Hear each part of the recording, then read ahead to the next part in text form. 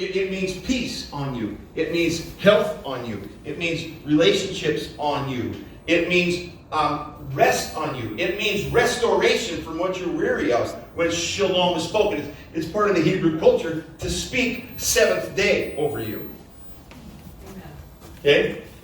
When shalom is spoken, it is seventh day rest. I speak over you. Are you with me? Yeah, I'm going to need some help today. If you don't help, I preach longer.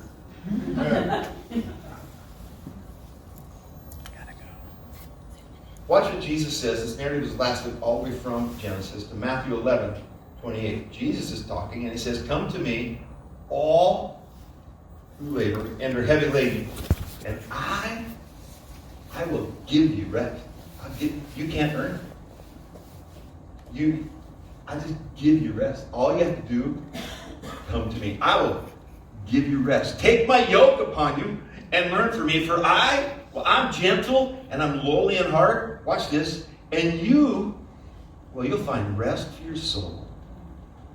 Rest for your soul. That's a rest I want to talk about today. Rest for your soul. For my yoke is easy. My burden is light. What's he really mean by that? There's all kinds of illustrations that come through that. The yoke of two oxen working together is a piece of illustration. But the truth of the matter is, it's not just empirical like that. When he talks about his yoke and his burden, he's really saying is my identity is easy and my vision for you is light. Join me in my identity and the vision you have will be light. Okay? Let me read it to you. I don't have it in the Bible in the sky, but let me read it to you through the message. Let me read that same. I love one specific line in the message. Message says, "Are you tired, worn out, burned out on religion? Come to me. Get away with me, and you'll recover your life. I'll show you how to walk and take a real rest." Watch this. Listen. Walk with me, work with me, watch me. I love this next line. And learn the unforced rhythms of grace. Amen. I love that line. Amen. The unforced rhythms of grace. In grace, there is no battle. It's an unforced rhythm. Unforced rhythm of grace. He says, learn the unforced rhythm of grace. I won't lay anything heavy or ill-fitting on you. Keep company with me and you'll learn to live freely. What's he talking about? Am I not on? I'm on. I'm as turned on as I can get. That sounds weird, didn't it? You're off now. Now I'm on. Now I'm on. Now I'm off. Now I'm on. Now I'm on. Now I'm off. Now I'm on. I'm staticky. I've never been accused of that.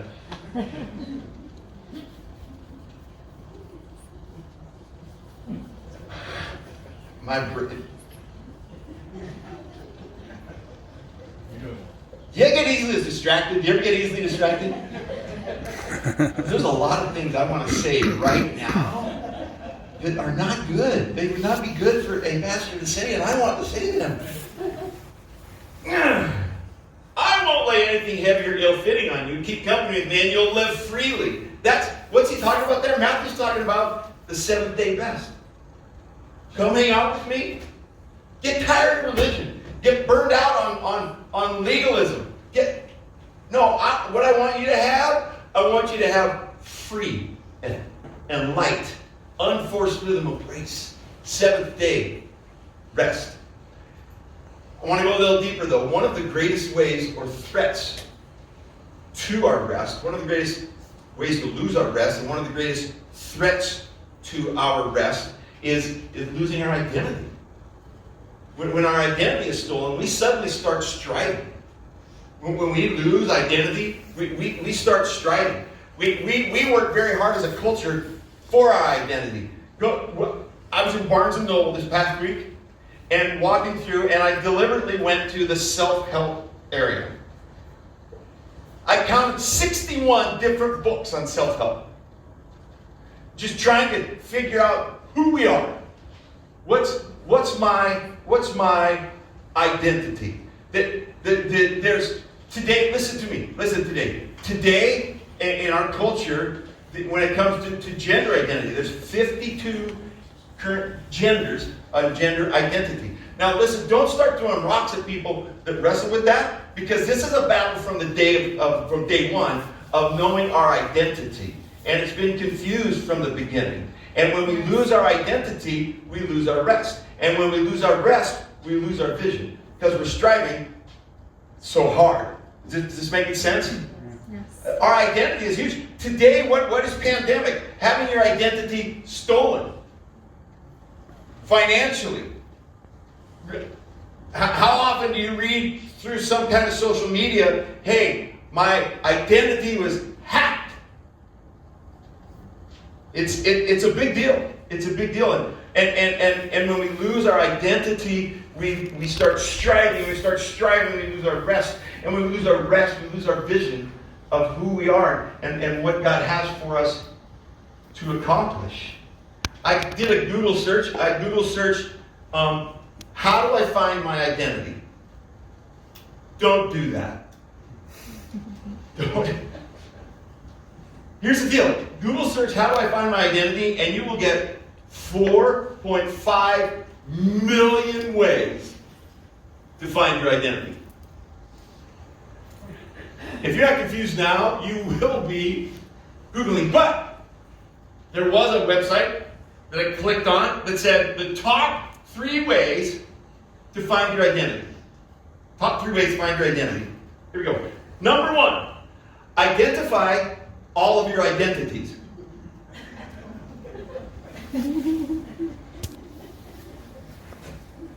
I don't know my identity, that's why I'm on this website. Step 1, identify all identities. And here's a mistake we make. We confuse titles with identity. Way different. Way different. I'm a dad. I'm a husband. I'm a papa. I'm a bad preacher.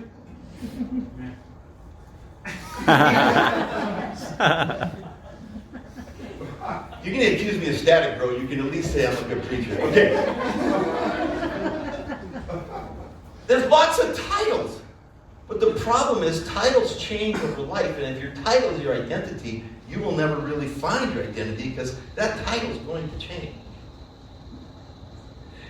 But we confuse that, and so we go trying to identify all my identities. And I'm on this website to figure out my identity. The second question to ask yourself is, why do these identities exist?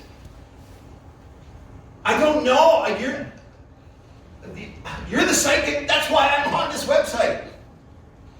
But here's what I love. This is what I love, because I think we all do this one.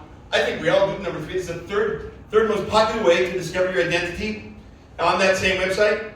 Have all your identities talk amongst themselves.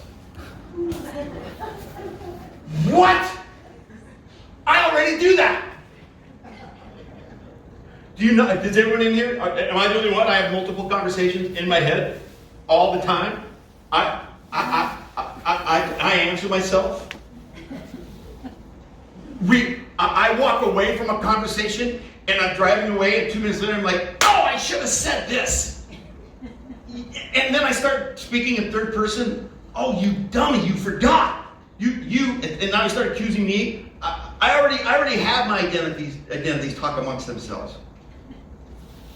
Truth of the matter is, from the beginning, our vision gets lost because from the beginning, our identity has been attacked. From the beginning, who we are has been grossly attacked. And when that happens, I lose my rest. And not my sleep at night. My unforced rhythm of grace. My 7th day with the Father. I lose that. And how does it play out? Oh, it plays out in our culture today. We know many people that currently work 7 days a week. We know people today that stay busy because then they don't have to face what's here. We probably, if we're honest in this room, are in that category right there. I'm really good. When I don't want to have to face something, I'm really good at just staying occupied. Staying busy. We practiced it as a child when our parents would catch us in a situation that was compromising, and they would ask us for an explanation, and we would try to just dodge what was going on. We would talk about something else incessantly and not stop. We would just keep talking and not let the parent get cut in, and we'd just keep talking and hoping that they would forget what this conversation was about. And we do that in our daily lives. We have something we need to face, and yet we just stay busy until we have to face it. And the busier I get, the longer I can put that off. And I never really have to deal with it. And what do I not have? I don't have rest. And if I don't have rest and I'm preoccupied with finding out that real identity, then I don't have a vision. And when I don't have a vision, let me just promise you something. The devil is not concerned with you going to heaven. He's not concerned with that.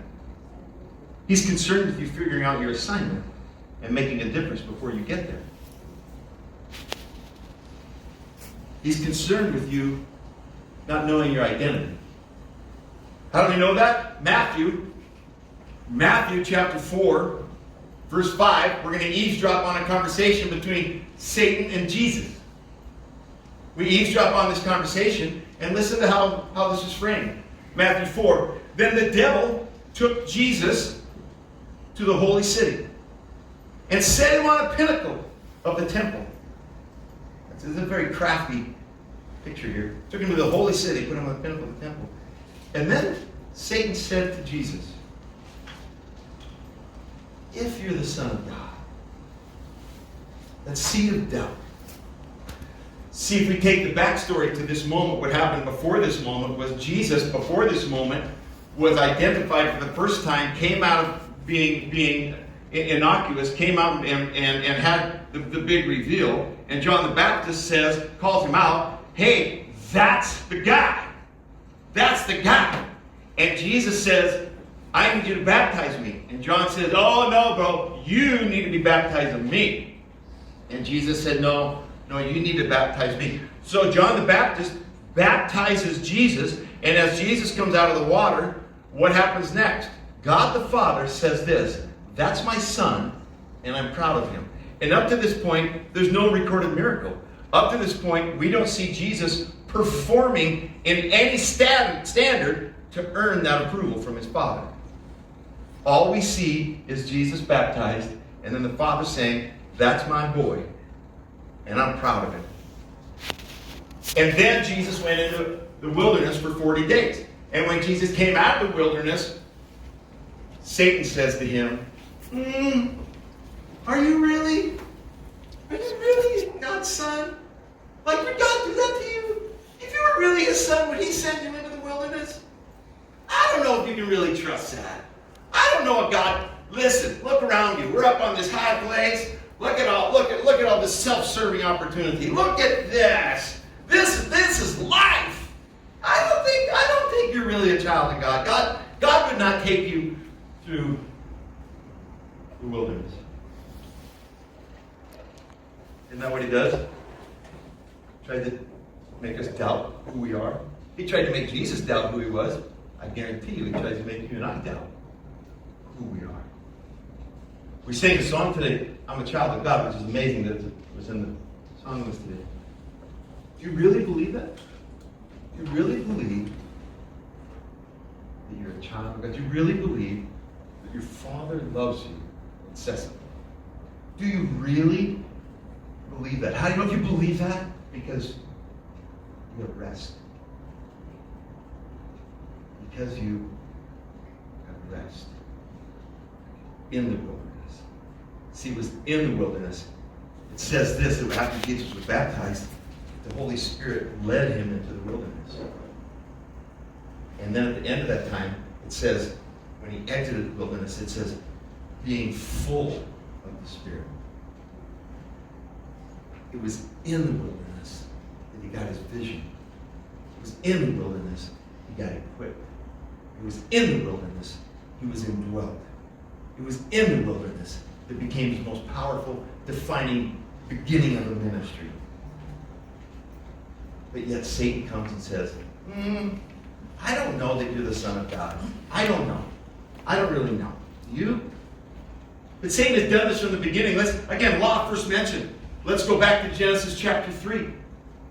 Genesis chapter 3. It says, but the serpent said to the woman, you will not surely die. Now here it is, in the conversation. Devil and the woman are hanging out. He's in the form of a serpent, talking in the garden. Which to me is just crazy. Talking with a snake in the garden. That's weird. And they have this conversation. The snake says, hey, listen. Did God tell you? Did God tell you you can't eat off any tree? Did God tell you that? She goes, no. He didn't tell us that. He said, we can't eat off of this tree. But he didn't tell us we couldn't eat off of all the trees. Isn't it interesting how finicky we are as people? I'll come back to it, but at the end of the story, that Eve does actually take the fruit and taste the fruit. Aren't we finicky as people? Eve is surrounded by all kinds of trees, all kinds of fruit, all kinds of life. Yet that's not good enough. I want to desire the one. I want to. Don't we quickly go to what we think is restricted? We're all guilty of that. We're all guilty of that. My wife is guilty of that. Tracy's terribly guilty of that. It hurts our marriage. She's so guilty of that. If you remove Dr. Pepper from our house, somebody's going to die. That is true. Someone's going to die. Even on this Daniel fast, she can't drink Dr. Pepper, but it is in the house. And if we remove it from the house, somebody's going to die. Because I can't have that one. I got all kinds of other drinks, but I can't have that one. And we all, are we not all, that finicky from the start? Shake your head if you don't use it. It is true. You did. You do not ever drink the last Dr. Pepper. Would you phrase that differently? Would you just say, you are right? You are right.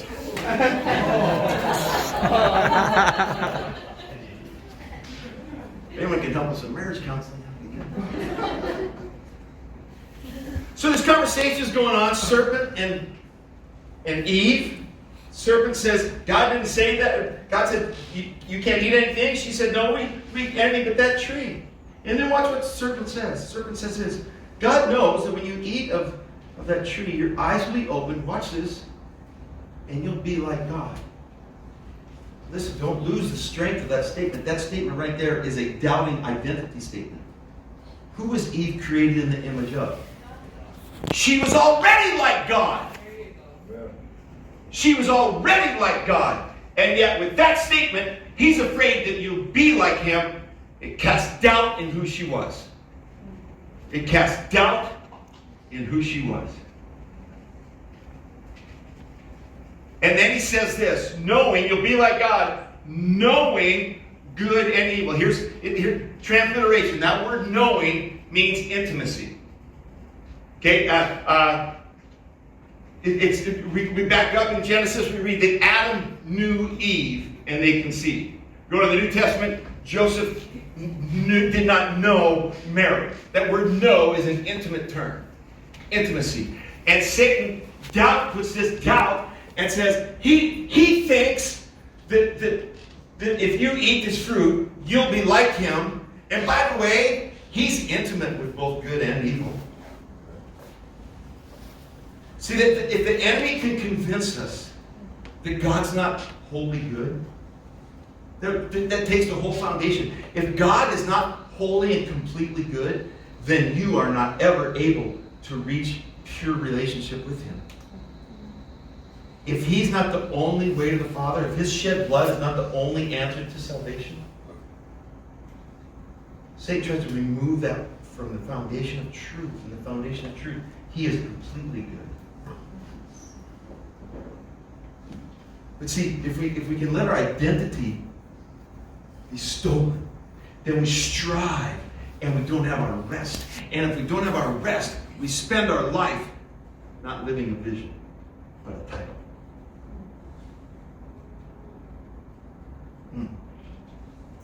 See, the narrative we read about Moses, that whole narrative is so incredibly powerful in helping us know our vision. It starts out, the Amalekites, another name for the Amalekites, are those that dwell in the valley. We're not supposed to live in the valley, church. Right. We go through valleys. The good news is that Psalm 23 says, even though I walk through the valley, I'll fear no evil. For you are with me. Your rod, your staff, they comfort me. But the valley, he calls it, what does he call it? The valley of what? The shadow of death. The good news is there's a shadow. Because if there's a shadow, there's a light.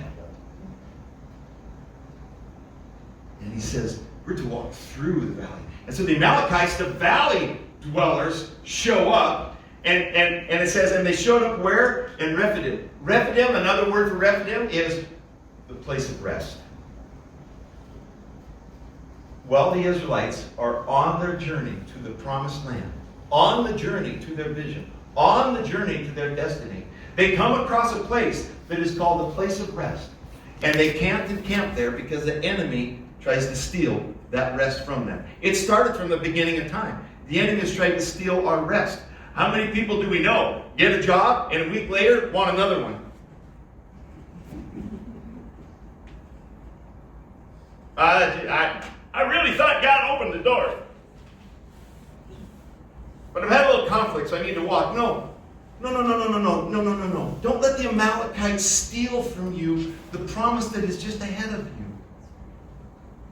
Don't start striving because you've lost your identity and now you don't have rest. They're on their way to the promised land. See, here's the deal. Our identity is what leads us and empowers us towards our vision. If I know who I am, and I don't let the noise influence who I am, I live out a vision. I accomplish what I was destined and created to do. I said it a few weeks ago. Heaven is our destination. Vision is our assignment. And we all have one. I've said this each week, and I'll keep saying it because it's imperative that we get it. Without vision, people perish. On many levels. But the levels are even deeper. Without vision, people perish. But without my identity, people perish. Without rest, I perish. Buzzword today, I'm just burned out. Just burned out. Why are you burned out? Because you've been striving. And striving. And striving. And how does that happen to us? How does it really get down inside of us? I don't know about you, but I can tell you how it gets into me. I can tell you how it works in me. Even at my age, I'm still wrestling with this. The last 10 years of my dad's life, he and I had a great relationship. We went to breakfast on a regular basis. He told me old World War II stories that he never would talk about before. We didn't know it, but my dad had PTSD out of World War II, and of course it wasn't identified then. And he didn't deal well with it. He wasn't a great dad up to those last 10 years. Up to those last 10 years, it was a struggle. And as a child, it was a struggle. I'm the youngest of 6. And my parents divorced when I was still at home. And my dad was a big, strong, angry, full of hate man until he really got radically touched by Jesus. And there was significant physical abuse in our home. And being the youngest and the only one left at home, and my older siblings had all moved on, and my parents had divorced, and so I became really the primary target of his wrath.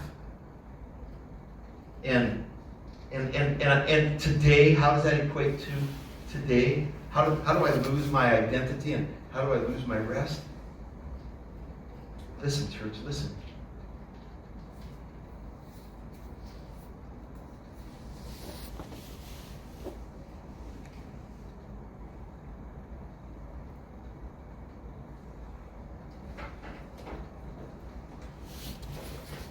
I don't know what it feels like